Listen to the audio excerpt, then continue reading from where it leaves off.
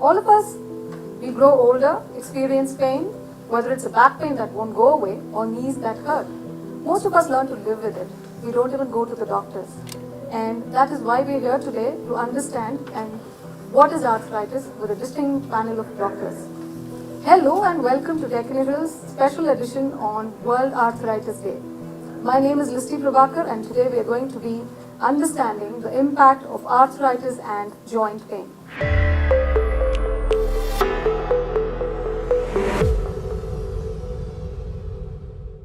The word arthritis means a lot. But do you know that the word is used to describe more than 100 rheumatic diseases and the conditions affecting bones and tissues? The surprising part is that we think that it is only for elders that are affected with arthritis, but it is a wide age group that is impacted today. So let's wait no longer and get on to meeting our expert panel today from Vikram Hospital, Bangalore, who will be talking to us everything that you need to know about arthritis. And let me introduce Dr. Dharma first, Dr. B.G. Dharmanand, who is a consultant rheumatologist at Vikram Hospital, one of the most experienced rheumatologists in the state. Joining us today is also Dr. Chirag Thonse, a consultant orthopedic surgeon from Vikram Hospital. Welcome on the panel, Dr. Chirag. And third person on the panel is Dr. Syed Imran. He's a consultant orthopedic joint replacement surgeon. Thank you so much for joining us. Now let's go on to the three guests that we have today. They are patients of the three doctors who are here. I'd like to introduce the lady first, who's Dr. Dharmanand's patient, Mrs. Manisha Makhija. Welcome on the panel, Ms. Manisha. Now, the next person I'd like to introduce is a wonderful gentleman. He is Dr. Chirag's patient, Mr. Lionel D'Souza.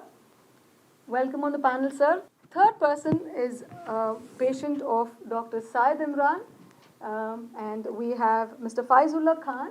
Thank you so much for joining us.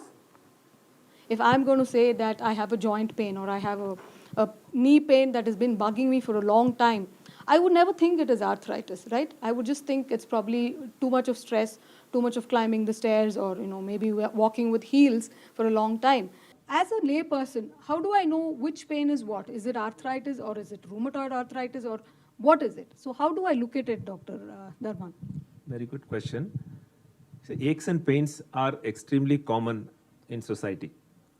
So not every ache and pain is due to arthritis. True.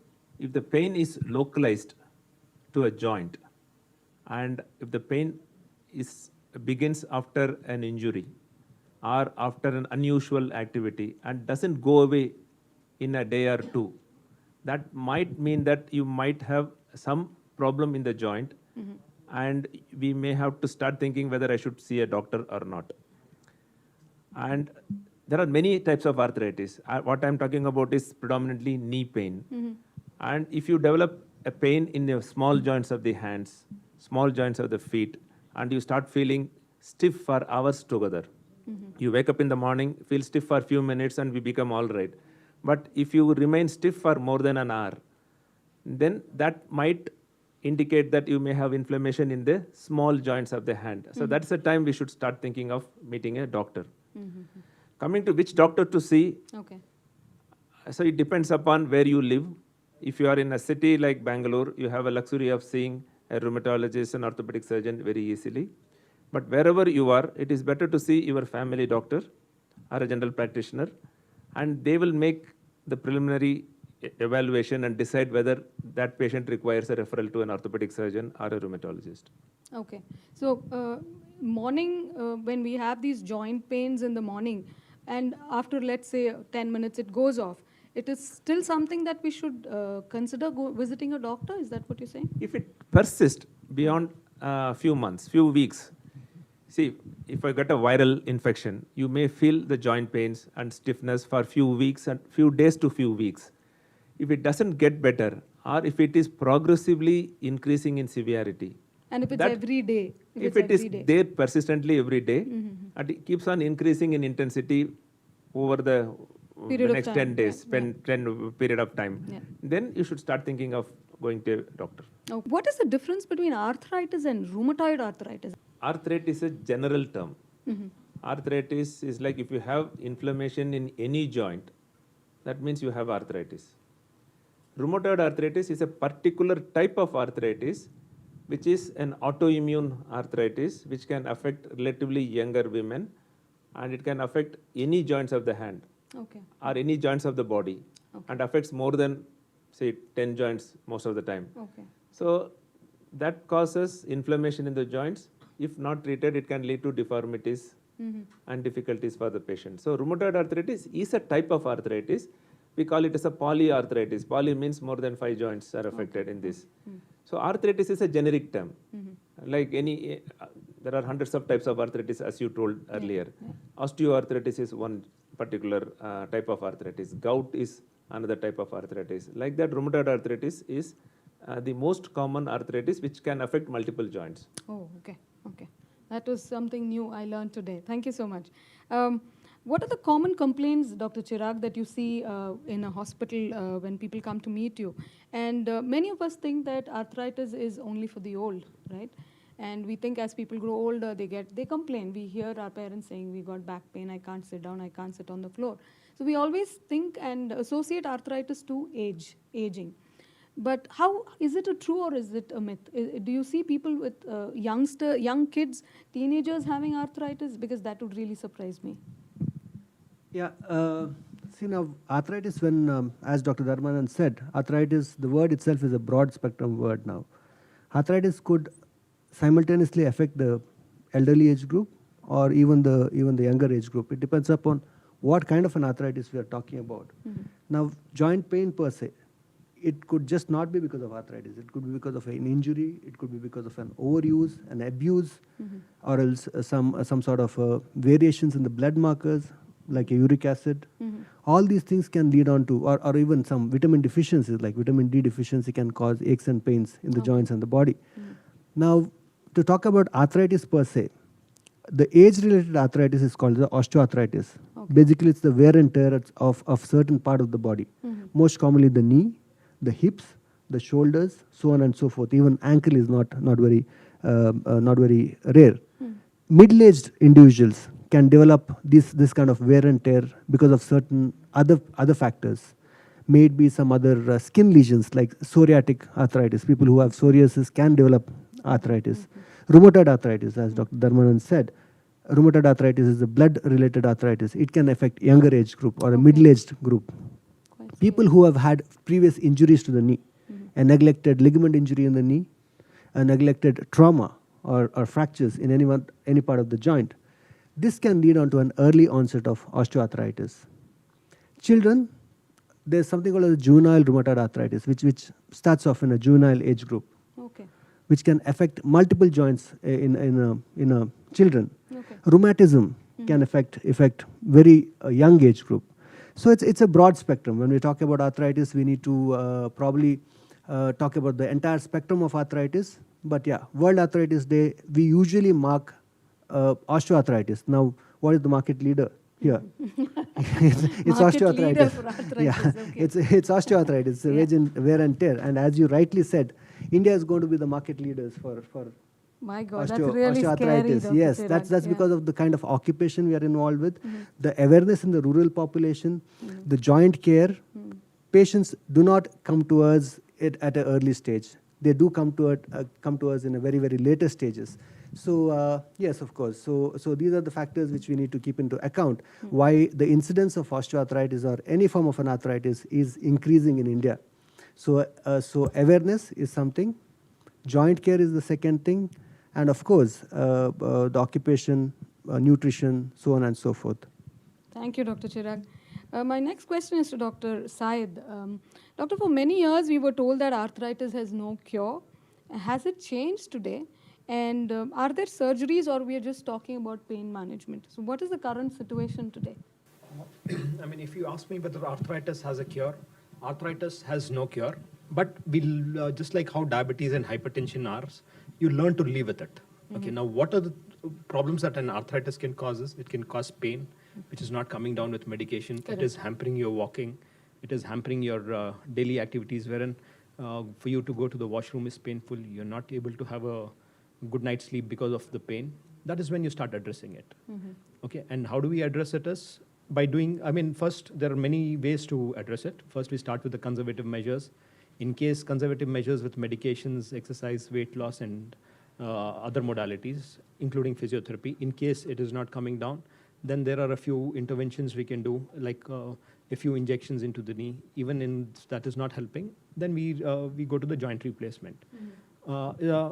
Joint replacement surgeries are very successful surgeries for arthritis. Okay. So they're not the cure for the arthritis, but they are the modifications for how you live with an arthritic joint. Life modifications. Yeah. Yes, and but these are basically game-changing surgeries which would change your complete lifestyle. Oh, that's great. Good to know that. There's one thought that keeps running in our head, because as women, we've been told that, when you hit menopause, so many things change in your life, so many things change in your body. My question is, Dr. Dharma, is it true that after menopause, women are at a high risk to get rheumatoid arthritis? And is there an age, particular age, that you could, get rheumatoid arthritis? If you get it apart from aging, what is the other reason that you could get rheumatoid arthritis? First, coming to menopause. Menopause occurs around 50 years average in Indian population. Yeah. And that is the age lot of illnesses start as well. So people would associate many illnesses with the onset of menopause. But coming to rheumatoid arthritis in India, most of the women develop rheumatoid arthritis at a much earlier age, many times after their childbirth. That is, they develop the disease in and around their 30s, sometimes 40s. In Western countries, they develop it little later. So it is the arthritis which they develop is not due to menopause. Okay. And menopause per se should not cause any arthritis, but the hormone changes are associated with tiredness, little bit of fatigue, body aches, which are non-specific. Generally, it settles down over a year or so. So that is very common symptoms due to menopause, but arthritis are generally not due to menopause. Apart from that, why a woman or a person would develop arthritis? It is the gene. If we carry certain type of gene, that makes us prone to develop autoimmune diseases. Okay. Like an example, HLA-DR4 gene, that makes one to develop prone to develop rheumatoid arthritis. But not everybody with the gene develop rheumatoid arthritis also. So the genes plus gender, the women, are much more likely. So almost 3 to 4:1 is the ratio between men and women for rheumatoid arthritis. And along with that, many environmental factors, they pull the trigger. The genes load the gun, environment pulls the trigger. Well-known environmental factors are smoking, poor dental health, pollutions, high salt diet, and these are the common things I can think of now. So this can also contribute. It's like a multiple hit. You are a genetically prone individual, person. you happen to be a female, you happen to smoke first hand or second hand, or you have a poor dental health, and also some of the infections like COVID, Epstein-Barr virus, some of the influenzas, they can change the immune system in such a way that the immune system gets activated. And if you have all these things in place, this can be the last trigger for the disease to come out. Yeah. So we've been told that during pregnancy you have to take a lot of calcium, post and pre. And if you don't take enough calcium, after pregnancy, when you're feeding your child, then after you're 45, you will get arthritis.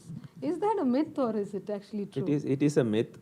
It is a myth. Pregnant women do require more calcium. Yeah. Not because they are going to get an arthritis if they don't take it when they are 40, because the growing baby takes up quite a bit of calcium from the mother. If mother's calcium intake is low, mother is going to lose, the calcium is going to go from her bones. She can lose a little bit of bone. And also there could be a problem because most of the toxins like lead gets deposited in the bone. Okay. So if mother doesn't take calcium supplementation and the bone gets resolved, the calcium gets resolved, along with that lead also can come out and get into the baby. So taking calcium during pregnancy is advisable. During lactation also you require more calcium. So it is required, but not taking calcium enough is not a requisite for them to develop an arthritis at the later So age. that's just a myth. then. That's a myth. It's just a myth. Okay. And is it also true that people with arthritis or rheumatoid arthritis should not sleep under the AC or sleep under the fan, and they get more pain because of this? Is that true? It is true to a certain extent, because rheumatoid patients are extremely sensitive, particularly when the disease is active, when they have a lot of swelling in the joints, sensitive to weather changes. Okay. Sometimes they can predict the weather much better than the weather forecast people, because they know that, okay, today I have more pain, it might rain. It might rain. It might rain. When they have more pain during humid weathers. And also when they have an active arthritis, they develop some of the hormones which is similar to what we get during a viral fever. So they feel feverish. Like when you have viral fever, fan is going full throttle, you may feel uncomfortable. So in a similar way, when the rheumatoid arthritis is active, when they are sleeping under a fan, they may feel little uncomfortable. And also they become little more sensitive to the airflow and the pressure changes. So that can increase the pain, but it doesn't increase the disease. It doesn't increase the disease, Only their but sensitivity. they may feel more symptoms. Yeah, their sensitivity becomes more for Yes. them at that point of time. I had a question for Dr. Chirag. I have an aunt who's 60 years, and she developed a wrist joint pain. And it was after her retirement, and then she went to the doctor to check that. And they told her that her uric acid levels are high, and they've put her on a diet. They've asked her to cut down on meat and less of chai. She's a tea person, and it hurts her a lot that she can't drink tea anymore. So do you think that controlling eating non-veg and drinking less chai, which actually really surprised me, matters? And how can this uric acid problem affect and turn into arthritis? This is a very common problem. Okay. In today's, especially today's urban population, it's a very, very common problem where patients come to us, younger individuals. especially. Because now it's a coffee and chai generation, no? Yeah, true, very true. It's not only coffee and chai generation, it's about eating junk food and Correct, alcohol consumption generation too. Okay, yeah. Where the intake of all these substances have gone higher. Yeah. It's also a generation which believes in high protein diet, which is another reason why uric acid can. Yeah, your keto diet. Yes. High protein diet. So let me just put it in a nutshell. It's basically hyperuricemia is increase of certain protein substances like the uric acid in the blood, and this could happen either because of high protein intake, lack of certain enzymes in the body, Okay. or due to lack of elimination of that substance from the body, or due to dehydration. Okay. Now, high protein intake, we all, there's a trend to take a lot of proteins these days. In younger individuals, that can happen. In people who consume high protein food, like a lot of milk products, red meat, even spinach, tomato, all these are uric acid rich foods. Okay. Alcohol, of course, is a main culprit. Second is water intake. People are involved in a lot of sporting activities, but their water intake is less. This could also increase the uric acid in the body. Okay. Third is, of course, the enzyme deficiencies. Certain enzymes are deficient, and these, in spite of all these measures of taking a lot of water, in spite of not taking high protein food, they can still have uric acid which is high. And the earliest symptoms of these, when patients come to us, could be either aches and pains in the joints, cramps in the muscle, most commonly heel pains. People come, I have got severe pain in the heel. I'm unable to walk in the morning because of this. Okay. One of the earliest signs. Okay.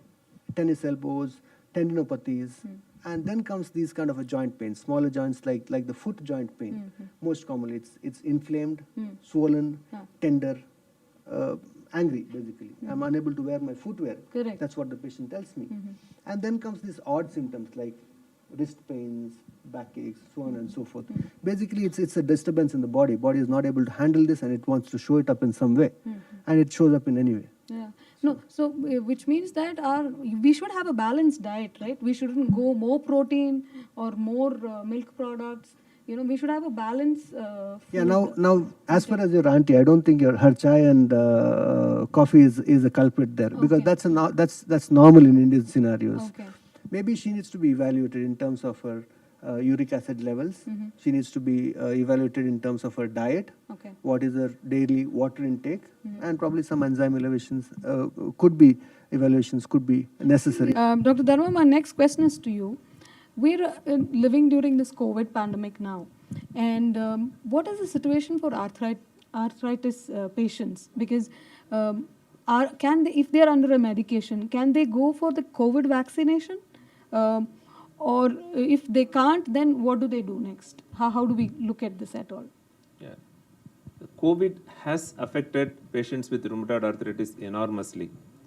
So when the COVID pandemic struck last year, rheumatoid arthritis and people with autoimmune disease were they were considered as comorbidities, and also they were told that they are going to have much more severe disease, and it has created a huge panic amongst our patients. And also some of the drugs which they use, like hydroxychloroquine, went out of market thanks to President Trump's request from India. So people started hoarding it and it went out of market. Many of the hydroxychloroquine, which is That's the main medicine is a for life-saving rheumatoid. drug for some of our patients. yeah. So they had lot of difficulties. And of course, patients with autoimmune disease who are on immunosuppressive or immunomodulatory drugs may be at a slightly higher risk of getting a complicated COVID. They are not more prone to develop, but if they develop, they are more likely to get a little more serious disease. But so far, the data from the international registries and most of the studies have shown that the patients with rheumatoid arthritis have done well when they developed COVID. The death rate was not much higher than people who don't have arthritis. That's really surprising. Yes, but people who are on certain drugs like rituximab,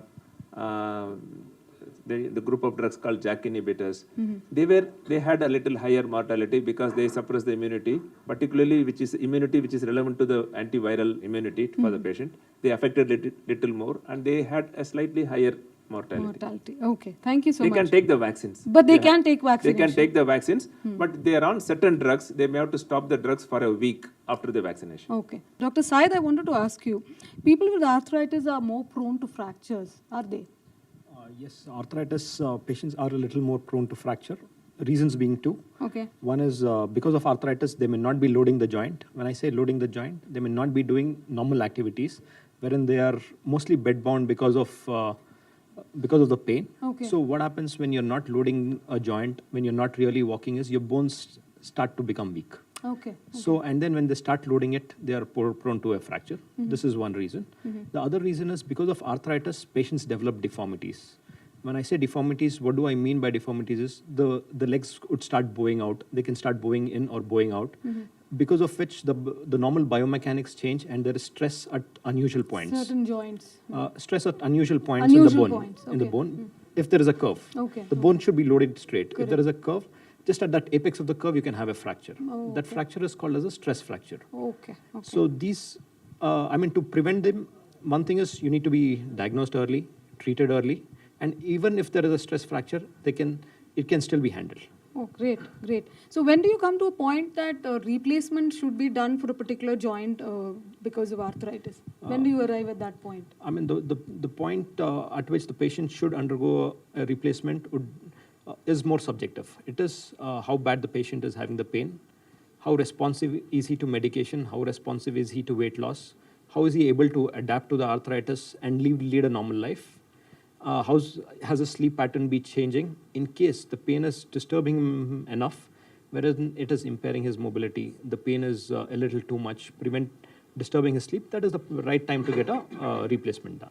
So if a person is obese and he develops arthritis, it's going to be a huge challenge for him to shed that weight and take care of his knees, right? No, but there is no age and weight criteria for undergoing any replacement. Okay. So in case the patients are obese, we use some techniques. We put additional stems for additional support, but weight loss is always encouraged. Because that's a natural way of doing it. Because Yes. after doing any surgeries, if the person puts on weight, then the surgery it's going to be a challenge. And with every kg of weight loss, the pressure on the knee does come down. Reduce. So lesser the weight, better the pain. That's the whole point of when you go in for knee replacement surgery. So we've heard that these surgeries are quite scary when we're talking about.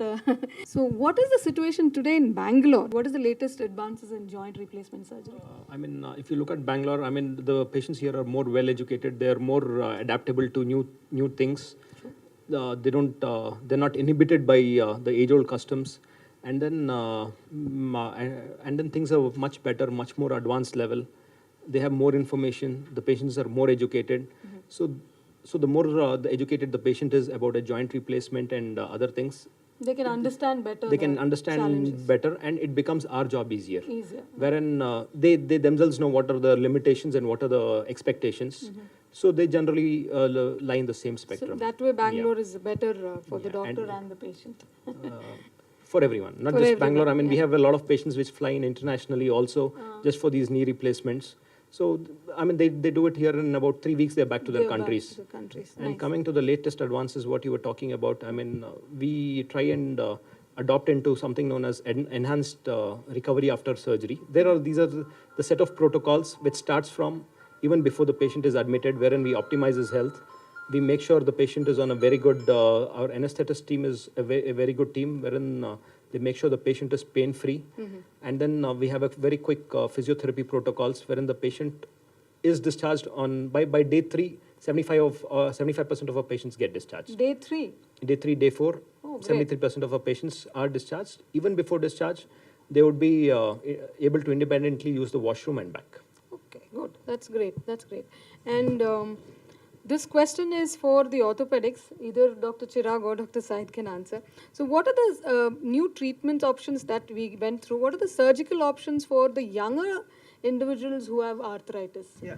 So, younger individuals, as I said, the incidence of osteoarthritis is becoming more in today's scenario. And of course, at last, everybody looks into mobility, stability, and a pain-free life. So, Especially when they are yes, young, yes, yeah? when they're young. So, we need to restore their mobility, and we need to get them pain-free. So, there are a few surgical techniques which are done pre total knee replacement. Okay. That could be change of an alignment in case early stages of osteoarthritis or any form of damage to the knee, which brings in about arthritis with deformity. One could change the alignment of the knee. This is called a high tibial osteotomy. Okay. It's a very effective surgery and a very fruitful surgery, which might as well delay the joint replacement surgery for many years, Okay. up to 15 to 20 years. It's been proved to be a very good surgery. Second thing is partial knee replacements. When individuals who are younger than 60-65 years come to us, physically active people who do not want to undergo such a morbid surgery or a biggish surgery, one could have a simple partial knee replacement surgery where one would replace only a small portion of the knee which is affected, and it restores the mobility of the patient painless. Patient is up and about the next day. They're able to resume their normal activities. We have patients who even go for their morning long walks, and I have one patient who even jogs after a partial knee replacement. That's good news. Yes. So these are the new technical advances which have happened over the period of years, and they are very effective in younger individuals. Thank you. Thank you so much. We'll now go to the next session, which is the discussion with the gentleman and the lady who's joined us. We would like to talk to them about the surgeries they've undergone and their experiences firsthand. So I'll start with Dr. Dharma's patient, Madam Manisha Makhija. She's a 42-year-old. She had bilateral hip arthritis, secondary to rheumatoid arthritis. Her arthritis was so advanced that she was unable to either stand, sleep, due to her deliberating pain. It was that painful. And she underwent a hip replacement in the month of August 2021. That is 2 months ago? Yeah. Wow, and she's here. So considering her age, she was operated with the ceramic implant. Miss Manisha is back to her work. She's able to walk independently and sleeps peacefully without any pain. At present, she's looking forward to her left hip replacement too. So welcome, Miss Manisha. Please give us your experience. In short, what is this? Why were you here to meet the doctor? How did you recognize your problem? And how did the surgery go, and what's happening with your life today? Actually, when I was the age of 29, I got severe pain, all joint pain. So literally, I've met many doctors. I've gone to Bombay also, but no one doctor was like, all reports was negative. They told, no, you nothing you are having. But my pain was very severe. Like it was not able to sleep at night. Okay. So my one of doctors suggested me Dr. Dharmanan. So I visited him in when I was 29, age of 29. So he treated me so good. Like I was like within week only I was back to my normal life. The pain was gone. So I was very lucky that this doctor came in my life That's great. because it was horrible pain. I can't able to do my work and I have 2 kids. So I can't able to manage them also. But once doctor started the treatment, I was very, very much fit and fine. Okay. So like long back, I was continuously coming to here. Like first he was in Sakara. There also I was going. Then after coming here, last year I got severe pain in hip. So again, I was suffering COVID also last year. Okay. So I spoke about him about this also. So doctor advised me that pain was very severe. I can't able to sleep at night. So he advised me to go for hip joint surgery. Okay. So that's how you went for the hip joint Yeah, surgery. yeah. Okay. So how did the surgery go and how? Surgery was very good. Dr. Imran, really very wonderful doctor. He supported me a lot. Like whenever I have pain, I used to call him also. Very good doctor. He treated me so nicely. And within 2 days, if pain was not severe, I was able to go to washroom also. Like Dr. Dharmanan suggested me Dr. Syed Imran. Very lucky to have this doctor in my life. And I am very much comfortable with my work. Very wonderful doctor. Thank you so much. Thank you so much, Ms. Manisha. So, Mrs. Manisha is initially Dr. Dharma's patient who was visiting him for a long time, many years now. 15 years. Yeah, 15 years. That's a very long time, more than a decade.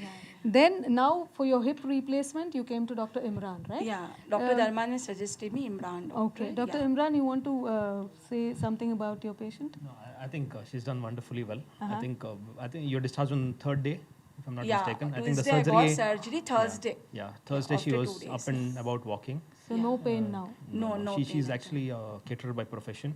Okay. Her I only do require. that also started that work within 3 weeks. Like You started working as a Yeah, caterer yeah. back to. yeah. That's very inspiring actually She because makes we, very good jamuns. oh nice, you should get us some jamuns sometime then. Yeah, sure. Please give me her number, I'll call you for orders. Thank you so much, Ms. Manisha. That is truly inspiring. 2021 August, she's had a surgery and she's here with us on the panel today. That's inspiring to know that such hip replacement surgeries are possible and we can get back to normal life. Truly inspiring for me. Now, let's go to our second guest here. We have Dr. Chirag's patient, Mr. Lionel D'Souza. He is a 76-year-old male and he had knee replacement surgery, was done about 3 years ago. So let's hear from him what went through the last 3 years and how he's recovered from this surgery. And he's able now to walk 5 kilometers every day, which is great for a 76-year-old. I think we should learn from him. Mr. D'Souza, please give us your story. 2019 Feb 9th, I had my surgery. Okay. I walked after 16 hours after the surgery, My God. thanks to him. Thank you so much. That's Yeah. nice to hear that. Yeah. And now I walk per day 15,000 to 20,000 steps. Okay. Okay. I keep a tab on this. Yeah. Beginning of the week, I walk 15,000 to 18,000. But end of the week, I go to 20 to 25. Okay. Because it is between my wife and the competition who wins. Okay. Okay. Okay. Competition. Who So walks more? every week I do 1 lakh 1 lakh. steps. Wow. Wow. The young people out there, hear me out. You have a 76-year-old young man walking 1 lakh steps every week. I think this is the most inspiring thing I've heard today. That's wonderful, doctor. So, was it? Thanks to him. Yes, thanks to the wonderful doctors. Was it his height and weight that caused his knee issues? No. Actually, I was playing badminton with my son. It is a long story. Can I? Yeah, you can finish in 1 minute, the long story. Badminton with my son. Yeah. He wanted to beat me. It was an ego problem. I damaged my knee and I neglected it. Oh my God. Okay, Can I okay. just add on? Yes. So when Yes. Linal came to me for a knee problem, so I told him, I looked at the X-ray and I was like, "How are you walking with this?" And he's like, "I'm walking." How I came into a chamber. It was painful. He was limping, and he's a tough guy, not to complain. Yeah. So then I told him, yes, of course, you need a knee replacement surgery. I'll do it off next week. He's like, can I walk after that? My only passion is, and he told me he wants to walk from Frasertown to Koramangala and come back every day. Oh my God. And I told him, okay, I can. I think mostly you will be able to do that. Okay. But at the end of 1 month after surgery, or probably 6 weeks after surgery, he comes back to follow up with me and he says, I've started my morning walks. Oh, nice. And here you are, 3 years down the lane. He's doing very well. Okay. Very motivated guy. And this is what we want from our patients: a proper physiotherapy, a proper follow-up, Yeah. and post-operative rehab. Makes- That's the catch, post-operative rehab, because most of us, we come to doctors for surgery, the doctor does his job, be it your knee or be it your heart, it's all the same. Post-operative rehab, taking care of your diet, your regular walks, your follow-ups, very, very important, whatever the health condition is. Especially today, we're talking about arthritis. So arthritis follow-up after an operation is very important. So stay connected with your doctors. Thank you, Mr. Lionel. That was really inspiring. 1 lakh steps a week. Come on, youngsters. More than that? Yes. Okay. Much more than that. Okay, that's an average then. All right. Thank you, Mr. D'Souza. So next, let's go on to Dr. Syed's patient. We have Mr. Faizullah Khan, a 70-year-old. He had a fall basically in 2017 and sustained a fracture, the neck of the femur, that is the hip, and he had a hip replacement done by Dr. Imran. Considering his active lifestyle, he underwent this surgery, and within 2 weeks after his surgery, he was able to walk without any external support. And it's been 5 years now, sir? 5 years now? Yes. Yeah. So 5 years, 5 saal ho gaye, and he's absolutely fine. He's quite happy, and as a result has faced no restrictions in his regular routine at all. So Mr. Faizullah, please tell us, how are you feeling after the surgery? After surgery, I'm feeling very well. Okay. So, आप walking कर रहे हो every day? Are you I'm walking walking? every day 10 rounds in Richards Park. Okay, okay, okay. Do you compete with Mr. D'Souza in walking sometime? No. No, I compete with my wife. You compete with, okay. So he competes only with his wife. He doesn't compete with Mr. Khan. Tell me, sir, so how did the surgery go, and were you scared to undergo the surgery? Because 5 years back, I think you would have been around 65 years that time. After surgery, Mr. Imran Khan gave me very good operation. And then I'm very happy. As well as today also, I'm walking 10 rounds in the morning. Any food restrictions he has given you? No, nothing like that. Nothing like that. You can eat anything. What's your favorite food, sir? My favorite food. I know what is his favorite food.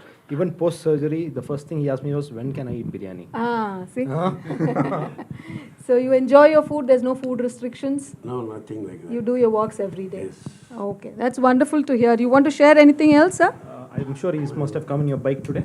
Yeah, I So came a bike. he rides a bike also. Okay. Not from now, even for a stitch removal, he had come to my clinic in his bike, I told me. Okay. So though he was not this one. So, but he's doing well. That's great. It's great to know that people, at this age are challenging themselves. They don't let anything limit them, either their surgeries or their bodies. They are out there to compete with the youngsters. I think youngsters need to take a cue from here and start working on your food habits, balanced food, no junk, things like that. So before we wind up, I'd like to ask the doctors one last tip about how to avoid arthritis. Is there any tip that we should take home? What are things that we should keep in mind to make sure that we don't get into getting arthritis ourselves? What are the tips for youngsters? What are the tips for senior citizens? We'll start with Dr. Dharma. My first tip is maintain your weight. Weight. Because weight is number one risk factor for osteoarthritis. And be physically active. And activity is medicine. Exercise is medicine. So more fit you are, more likely that you will remain well. And if you are into sports, and please do the warm-up exercises and prepare yourself to avoid injuries. Like our Mr. D'Souza, he had an injury which can contribute to the development of osteoarthritis. So, people, youngsters who are going into sports, take enough precautions to avoid injuries. And with regards to autoimmune disease, stop smoking and never try smoking. Don't be around smokers. And reduce pollution, both indoor and outdoor pollutions, as much as possible. And eat healthy food, which is predominantly fiber-rich food, and avoid processed food. And make sure that you visit your dentist periodically and do preventive dental checkup. This would be my few advices. Thank you so much. Thank you. Dr. Chirag, give us a few tips on how to avoid arthritis, especially for youngsters. Yeah, so Dr. Dharmanand actually summed up the entire thing. It's more about the weight, activities, lifestyle, and right interventions at the right time. So one tip what I would give as a surgeon here is the people need to identify when they have a joint problem, and seeking advice from the doctor at the right time is very, very important. Identifying arthritis in any form at an early onset can prevent a lot of catastrophes. It can prevent people from going into deformities or any form of surgical interventions. There are a lot of measures which can delay the progression of arthritis, which can prevent you from having a lot of joint and knee issues. So tip from my side would be early interventions and early advice, early detection. Yes, prevention is better than cure. Correct. So you need to see the doctor at the right time, and that would really help you in future. Thank you. Thank you, Dr. Chirag. Now, Dr. Imran, some words of wisdom from you for people who want to, who are having joint issues, who are fearing to come to the doctor because they know that probably they will be suggested a surgery. So, how to overcome this fear, and what is your tip for that? Firstly, I think both of them spoke of golden words in both the things. The Correct. theme for World Arthritis Day again was don't delay, connect today. Don't delay, So connect today. don't delay, connect today. Connect. You may. There's no reason to fear surgery. You may or you may not need a surgery. And even if a surgery is suggested, I think it is not as scary as it must have been before. Now things are very advanced. There is more. The skill levels among surgeons are much higher. The recovery is much faster. And all the three people whom you see here, they've all excelled in their joint replacements, be it Mr. D'Souza, be it Mr. Khan or Mr. Manisha. They stuck to what the doctors told, and they are living up to the limit of their prosthesis. What you see these guys are what these prostheses can give you. Correct. These are what joint replacements can do you. But you should be ready to adapt to that change. Correct. Do you think previously technology was not so updated, and there could have been a lot of failures in surgeries which people have seen and got scared? Could that be a reason? Absolutely no. These are surgeries which have been happening from 1960s. Oh, wow. So 1960s to now is about 60 years of data. Okay. Not that previous surgeons were not skilled or previous things were not this one. People did not want to adapt to change. Okay. Now, I think even a person at 70, how old are you, Mr. D'Souza? 77. Yeah, be it Mr. 77, Mr. 74, they want their active lifestyle. Correct. They just don't want to compromise on their lifestyle. In the sense, he still wants to do lag steps. He still wants his Richard Spark. No? The lady still wants the jamun. Yes. So these people chose to change rather than being inhibited. Yes. So you need to come and adapt to that change, and that is where you will go ahead. Thank you so much. Thank you. That was words of wisdom from all the three doctors. To sum it up, we are looking at early detection of arthritis or joint issues. So like I told you, all of us have pain, all of us age day by day. But how we handle the pain and how we look at our bodies is very important. So they say body is the temple of God. So let's treat it with respect. Let's not abuse it with junk food, bad habits like smoking, drinking again was damaging for arthritis is what Dr. Dharma was talking about. And if youngsters today, all of you go to the gym, you want to exercise, you want to build your body, you want to build your muscles, build your six-pack. But before gymming, before any sports activities, make sure that you warm up first so that you don't damage your joints. That's primary. And quit smoking if you're smoking today. That's not advice from me, but from the doctors on World Arthritis Day. And go for your dental checkups. That's something new. I never expected that to be connected to arthritis. So go for your oral checkup, get a feedback from your doctors on how your teeth are doing so that you can avoid a lot of other health issues. And early onset, again, checking on early detection is very important so that we can live a long life, healthy life. Healthy life not only says not having diabetes, not having a heart issue or a kidney issue, it also means having very healthy joints.